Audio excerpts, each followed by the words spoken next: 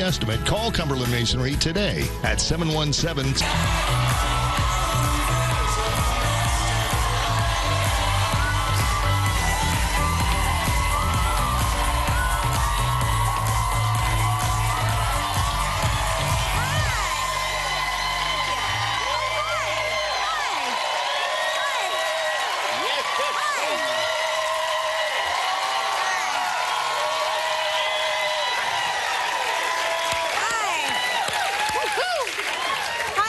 Welcome to Hump Day at Live. Yeah. It's Wednesday, April 13th, 2016. Wow. April's going fast. Yeah, it goes fast, but it needs to warm up. Oh, my gosh. They say it's coming. They say today's the day. It's going to start a warming trend. But you know what?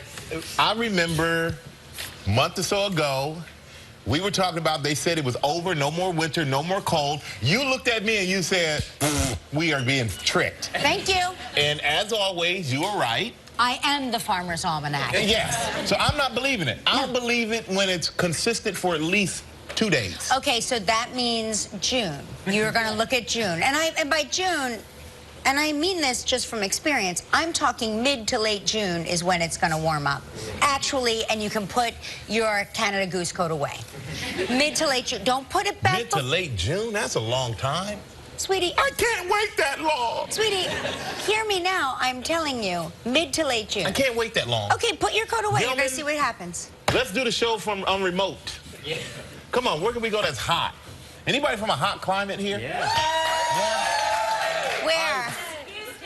Houston, Texas, oh, yeah. Right, yeah. That could be too hot. Because you go down there, I mean, when I was in college, it was so hot. I love it, love it, love it, No, love it. you wouldn't love this because it's hot and it's humid. And I used to have my football equipment on at practice, and I'm looking at the goal post like 100 yards away when you had to like do sprints. And it's and you see sizzling. those heat waves. Sizzling. And not only that, the devil's leaning against the goal post like, yo, it's hot out here. I feel comfortable. Look, oh, yeah. What did you just? Yeah. Oh, yeah, the background. Oh, I feel tropical. Yeah. I guess we took a trip and didn't even know it. It's like psychologically we're there, only we're not. We're here. So how you doing? Have a good night? I'm great. Yeah, I had a great night. Went to our good friend Kyle Barasich. Performed at the Cafe Carlisle last night with Katherine Jenkins. Yeah, it was really nice. It was beautiful. Oh, nice. I don't know if you've ever seen a show there, but we should go one night. We should like do like a double date. Sexy, those. It's so nice. It's so old school.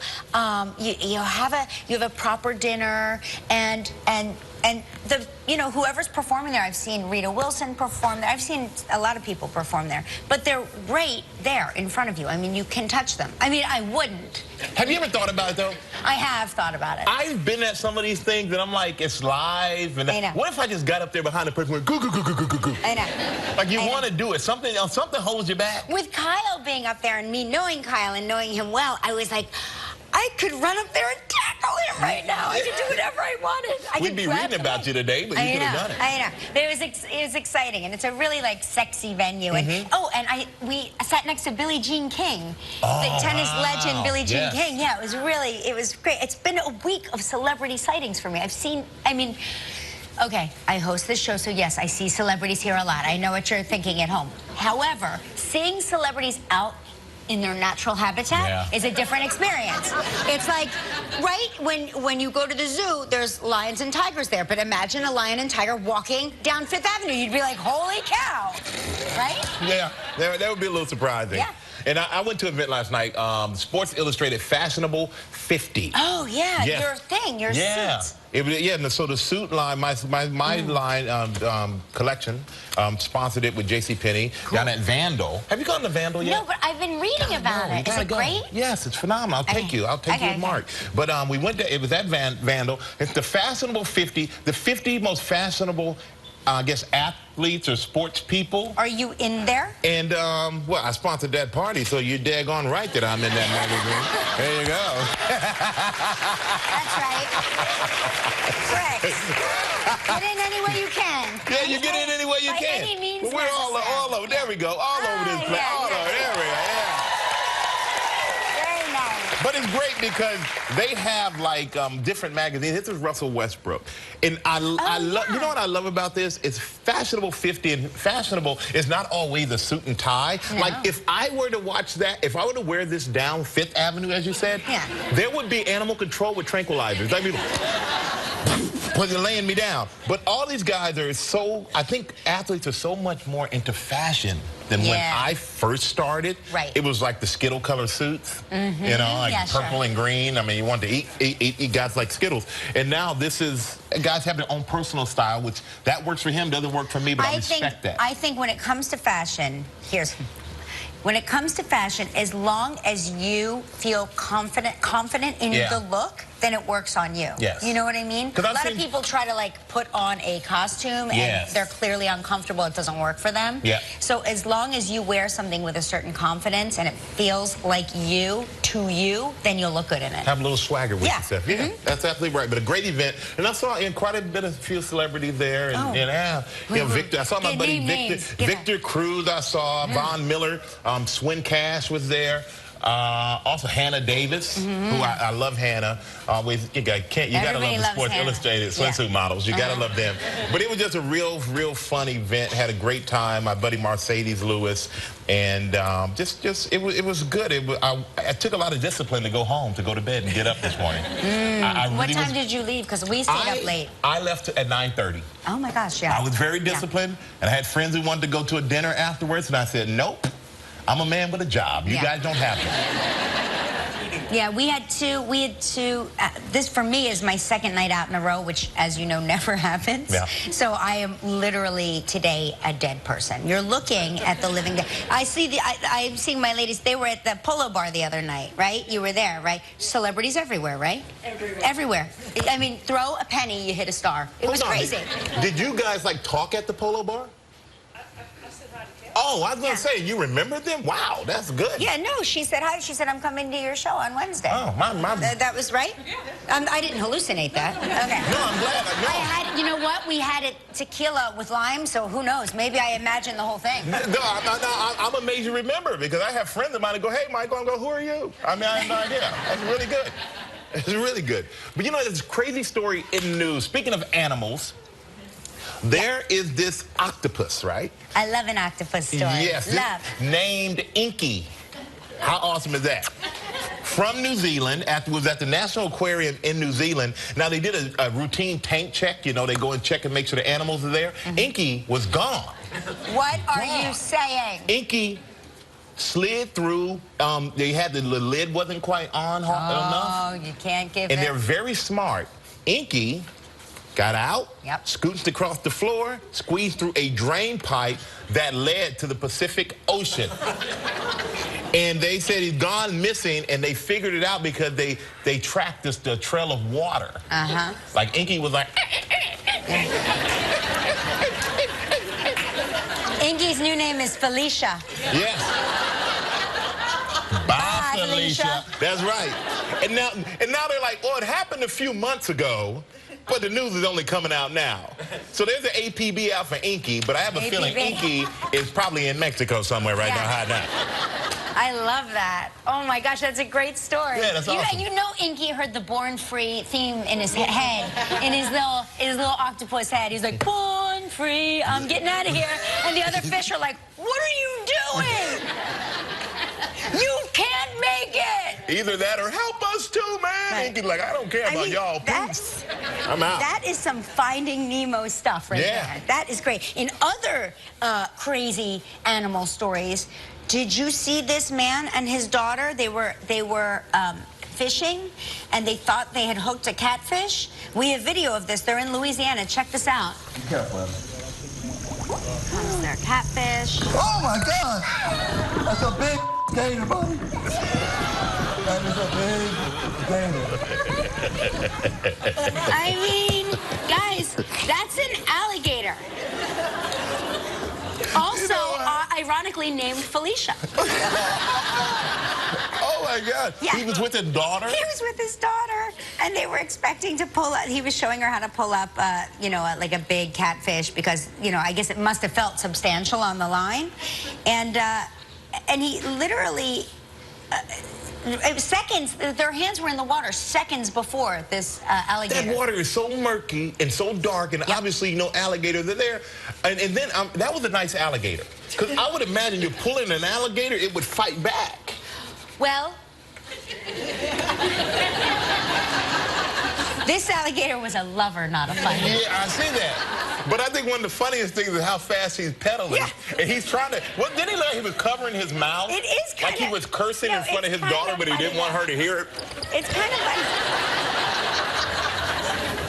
I mean, that's like your only means of defense is the fast pedal. Yeah, exactly.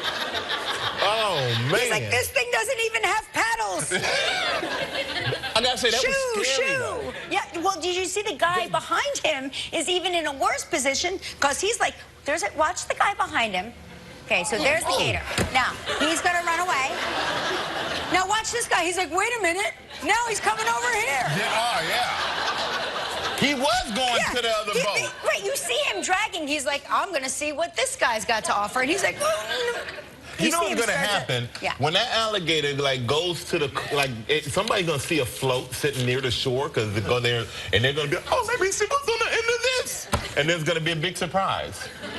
Oh man, I would need a new pair of underwear if I were on that boat.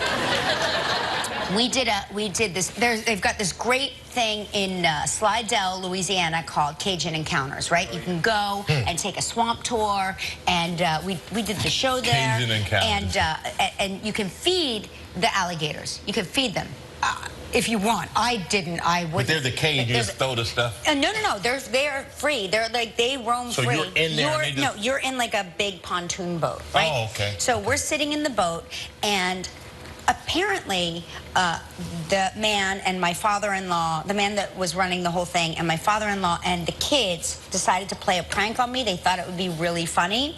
So we're going through these swamp, like bayou passageways. I am banging this story up in the worst way because it's really like, it's so beautiful and gorgeous, but there's all these like little swamp yeah, it's amazing. Really cool. And you see the gators everywhere, and I was like, you know, are you ever afraid of the gators? He's like, oh, it's not the gators you have to be afraid of. He's like, it's the water moccasins. And I was like, really? And he goes, well, what's worse? He goes, what happens is, you know, they're in the trees. And I was like, the water moccasins are in the trees? And so we're going through, he goes, the thing to do is if some of them fall out of the trees, and if they fall out of the trees, you want to remain calm, because what happens is people panic when they fall out of the trees, and then they go over the side into the water with all of the water moccasins. And as he's saying this, my children that I gave birth to drop a giant fake snake on top of me. A big, giant, fake, rubber, felt real in the moment, snake. And I'm sitting there just screaming. I'm going to cover my mic because I was like, but trying not to move my body because I don't want us to go into the moccasin. You're not, like, there's no seatbelts? No seatbelts. You're like sitting, you're just like this. Like this, but on a boat. I'm going to tell you right now, those kids, there would have been like, what, 5 of us going out or 6? There would have been maybe 2, me and the driver coming back. I would have put everybody on, get out the boat now. Get out, that ain't funny. I'm sitting here right now panicking. I would have... You would have flipped your lid. You would have been in the drink. I'm telling you. I always figure for some reason, I watched, you know, I think a gator I would have a shot. No. Because I'm watching. No, you think you have a shot. No, because you watch the Three Stooges, I'd be like, boop, right now. No, figure. You know what they do? They when they grab you, and they immediately, here's what happens.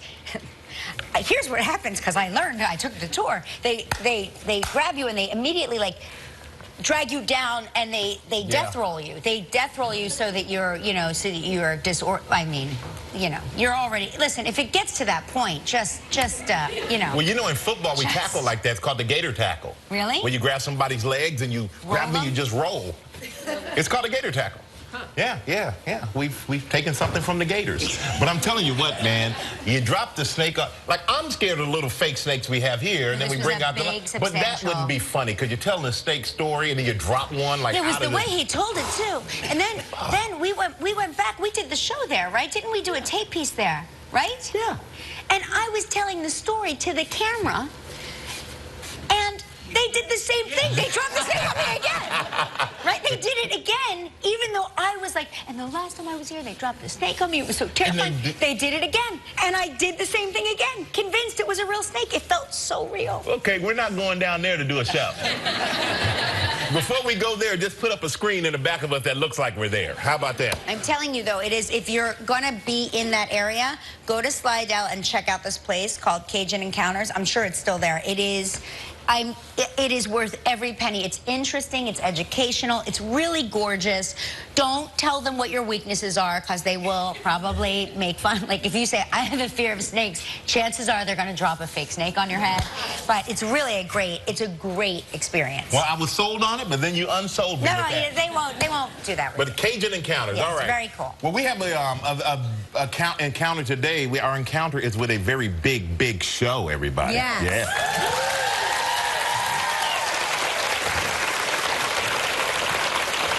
Gwyneth Paltrow is here, everyone. Yeah. Yes.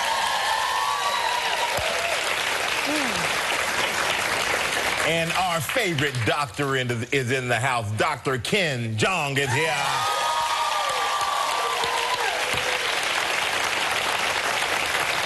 I love when he's here, because I feel like if I get sick, he can take care of me. He's a real doctor. He's a That's real the great thing doctor. about it. He doesn't just play one on TV.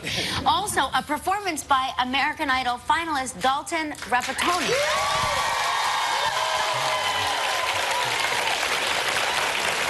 I love the name, Rapatoni. Rapatoni. See, you can do that. My accent doesn't quite work. Yes, you can. You can do an Italian. Rapatoni. That's good. That's your best All accent. right, best one yet. That's your best one. All right, everybody, our dancer is in position. It is time to kick this hump day party off with a happy dance.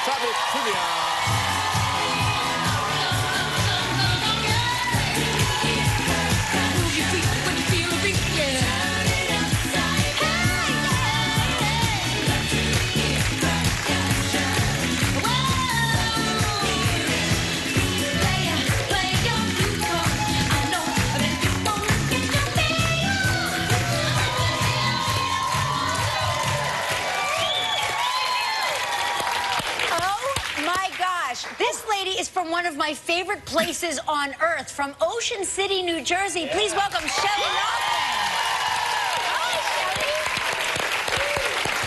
Hello. Great job, by the way. Thank you. Go there to Gillian's Pier. You get your Manco and Manco pizza, your Bob's lemonade. Life is good, right? Yes, it is. Oh, my gosh. I can't wait for summer. Mid-June. Mid-June. All right, hey, great job. We're going to see you more in a minute. But everybody, let's say hello to Bill Lambert from Leesburg, Virginia. Hello, Bill. How are you? Good morning, Kelly. Good morning, Michael. This is a great video. You're feeding the seagulls. You're skipping down the beach. That's my happy dance. Well, you know what? You're looking good, man. Well, thank you. It's got a nice little rhythm to your skip, too. So, you know what? We hear you. You used to have a very interesting job. What was that? I was a newspaper distributor for the Washington Post newspaper. Oh, cool. 35 years. Yeah. Wow. Great paper. So are you retired now? I've been retired for about 10 years now. And skipping on the beach, baby. I love it. Oh, my gosh. You are living our dream for sure. Listen, we're going to spin the wheel, see what you're playing for, Bill, okay? Okay.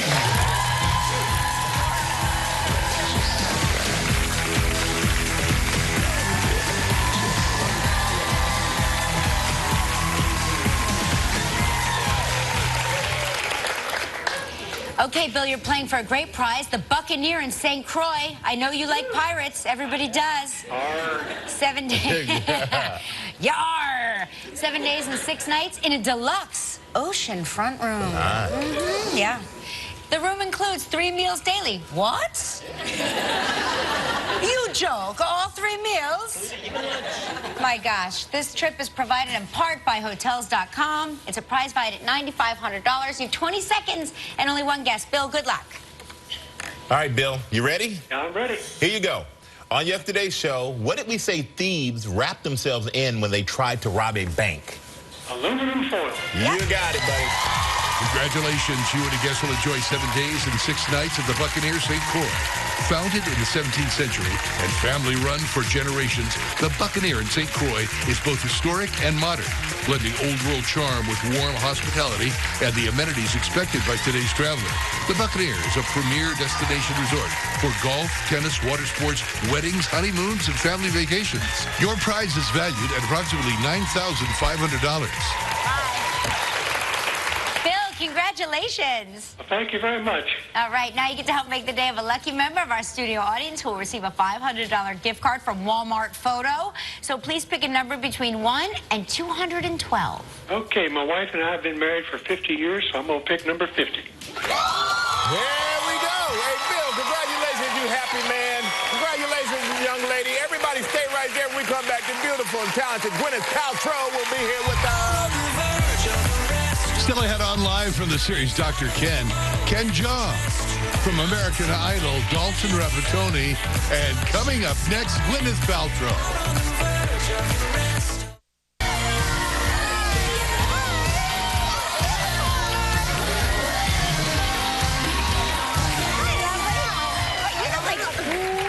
You look like a breath of springtime. Thank you. How are you feeling? I feel great. I'm happy to be here. Okay. You just got back from Peru, I understand. I did, yes. Oh, how is it? It's incredible. I'd never been to Peru, and it's a complete revelation. I fell in love with the country. No kidding. It's amazing. How long were you there for? We were there for just under a week, and we were in lots of different parts, and I brought the kids, and we went up to Machu Picchu and got to see all of that, and it was just amazing. And you celebrated Moses' his 10th birthday. Yeah, well, we had an early celebration there. We went to go on tour with his dad, and so we were there a few days before his birthday, and his dad gave him a very sweet birthday. He brought him out on stage in, That's in a so stadium cool. full of people. Yeah, that is cool. I was like, okay, well, how are we topping that? Exactly. I'm trying to picture your kids, like when it's like bring your parents like for career day, like, you know, I guess you guys would have to go last, right? Because nobody would want to follow you two. I don't think so. And I got to say, you mentioned Chris, your ex-husband, and everyone said you're conscious uncoupling, and there was so much said about that. But I got to say, what you two do in the way you handle yourself with each other for your kids is really amazing. It's really great for someone like myself to watch and say, you know what? It's about the kids and about making it work. But how are you able to? Why don't more people do that, do you suppose? Well, I think it's hard. I think you know, in divorce, there's always pain and hurt and a sense of loss and grief, and it's hard to really let go and put that aside and still maintain a family, which is what we're trying to do, like you said, for the sake of the children, genuinely, so we can all be together and go through life together. And Chris and I are not a couple, but we're still a family. Yeah. That's really nice. And we got to say, your daughter is beautiful. She is proof, bad joke here, that the apple doesn't fall far from the tree. Really cute. And now, is she, My look at her, she's beautiful. Is she into makeup and all that stuff? She's very into makeup. She watches YouTube makeup tutorials all the time, and she always wants, you know, a Sephora gift certificate for her birthday. Every time I see you, though, when I see you, like, not here, you're so natural. I mean, you don't wear any makeup. You're just a natural beauty. Well, that's not. You are. No, you are. I mean, you look just as good without. I've always been sort of a tomboy. I mean, as I get, you know, older and better, I'm wearing a little bit more makeup. One thing about you, we all know your books, your cookbooks, and I saw you at a restaurant a few weeks ago, and you're here to tell us, and we're going to take a break, and we're going to come back and talk about it, how we can be happy without sugar, fat, and gluten in our lives. I'm telling you, if anybody says it, I believe it, it's Gwyneth Paltrow. We're going to be right back with her to talk about her new book, It's All Easy. So stay right there. We're back with Gwyneth Paltrow, and we're going to talk about your book, It's All Easy. Now, you said there are 125 recipes that you can make in the same time it's going to take you to order out. I don't know. Seriously? We're pretty fast. Maybe not in New York City. Right. The recipes are very easy. Some take a little bit longer than others, so you gauge it on what you're doing that particular day. But the idea for the book was really, you know, we're all so busy right now in modern life, and we've got kids, and we've got jobs, and we've got friends, and we're trying to maintain everything and do everything to a high standard that we set for ourselves. And you know, my friends are saying, can you write a book that we can just come home and make something? You know, because people really love that feeling of togetherness. And when you cook something and you sit down as a family, it brings people together. And it's an element in modern life that's being lost quickly. You know, it's the first thing to go. And so I really wanted to try to, with my amazing co-author, Thea, create recipes that would be really simple, easy to prepare, and not take a long time. The recipes seem like somebody like me, a non-chef, can really actually make them. They're very easy. They really are. Well, if you can give us your top dish, what is, for me, I'm a guy in New York, very hard. Last night, you know what I had for dinner? What? I had a smoothie. I blended myself a smoothie. That was my dinner last night. If Michael give me some, lived one in your recipe. House, Yes. what would he have eaten last night? What would you have made for Michael? Last night I ordered from Katz's Deli. So. Atta girl. You know what? The crazy thing is, everything in moderation. You're always ahead of me. Why didn't you just let me know? I could have done that too. Yeah. I'm just not that smart. Did you get the matzo ball soup? I did. That's so healing for your, But I'll tell you what, though, it is a great book, and you're right on point. Being able to fix something really quickly that at the same time it takes I think it's amazing and healthy at the same time. Well, the book is It's All Easy, and it's available everywhere books are sold. Make sure you go out and get it, and that's the easy thing to do. Gwyneth Paltrow, everybody.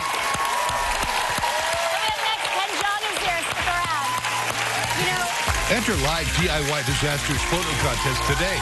Send us a photo of your biggest DIY fail for the chance to win a $20,000 kitchen makeover from Sears, the house experts for homeowners. When it comes to fixing your home, don't go it alone. Visit Live's website to enter.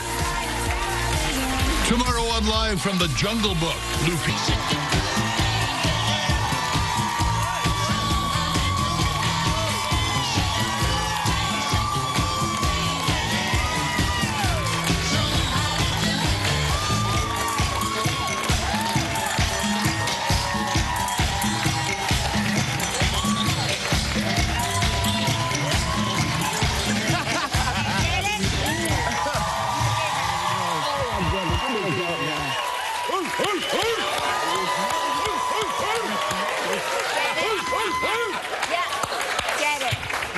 And do it, and do it. KM. Your walkouts are our life force. Thank you. The reason we still work here is because you come once a year and walk out. Is that planned? Do you work on the choreography, or is that just in you when you walk out? You don't know what's going to happen. I planned that for 6 months. I worked on that with the choreographer. It didn't work out the way I want. No, I literally was talking to someone backstage. I was like, I think I'll just slide in. And like, I literally just told someone, I don't know what I never know. I only have one move or two moves, and I just beat it to death. That's all I do. We should get you props. Like, next time you come on, we should have a slip and slide, and you just like slip and slide out. A slip and slide. That'd be I should just maybe come with a dance crew or something like that. Like more like a Rhythm Nation kind of thing, you know? Oh my gosh. Totes. I smell a spin-off. It's an entire show of you just walking out. No talking, just dancing. I'll do this for 5 minutes and go, hi, hi, hi, and then we'll be right back, you know, something like that. That's a great idea. Great idea. Exactly. But you, thank you. Thank you. I'm a genius. Thank you. Outside of your dancing, you've been filming Dr. Ken, yes, sir. which you just wrapped. So you have some summer plans. You're gearing up for the summer trip. Yeah, I'm going. I have twin daughters, fraternal like you have twins, and we're going to Walt Disney World in Florida for the first time. None of us have ever been. Oh my God! So I actually haven't been. You are going to love it. Yeah, it's going to be. Oh my gosh, epic. I'm excited for you. Yeah, it's going to be great. It was our kids' idea. It wasn't like their birthday's coming up, and they instead of wanting like a kid's birthday party or have the usual like song and dance, they just wanted to go to, that was their idea. So they were just following their initiative. So It's pretty cool. It's pretty cool. Are they Frozen girls? Like, what's their favorite Disney? Frozen. They're Frozen. Yeah, right. they're definitely Frozen. Yeah. They're definitely Frozen girls. So I don't. Yeah, I mean, you know. Okay. Well, I mean, but what do you act like? They're Frozen. What's your weakness? Who are you? Oh, my weakness? You Mickey? What are you? Minnie Mouse. Know what I'm saying? Cause she nice. Am I wrong? Thank you. Give it up for Minnie Mouse, guys. Come on, Minnie Mouse. See, you dance, boom. The whole rhythm. The whole rhythm. I know that my twins are completely opposite personalities. Are your girls similar, different personalities, into the same thing, different things? Totally different personalities because they're fraternal twins, Alexa and Zoe. And Alexa is, she's a little bit more introverted, but she does gymnastics. She's more of an athlete. She's kind of an intense, she does gymnastics like 4 days a week. Oh, she's really hard. She does like regionals and all that stuff. It's kind of. So you're traveling a lot. Yeah, my wife is. So you know, yeah. I mean, I am too in spirit, and.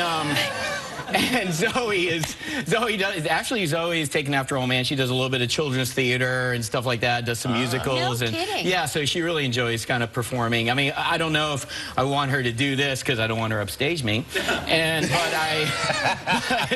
But you know, we're definitely encouraging them to do different things, whatever they like to do. And they'll find, I always feel like my life was very much outside the box where I chose to do acting after a medical career. And you know, so I was thinking outside the box, and I encourage my kids to kind of think outside the box. They'll find something that I'll never know that I wouldn't know what they could do, but they'll be really good at, and I want to support that. That's kind of like great idea. Absolutely. That's how you do it, man. Yeah. And we're gonna take a quick break, and when we come back, we're gonna talk about how much Ken's sitcom mirrors his real life. We'll be right back with Dr. Ken, Dr. Ken Jeong.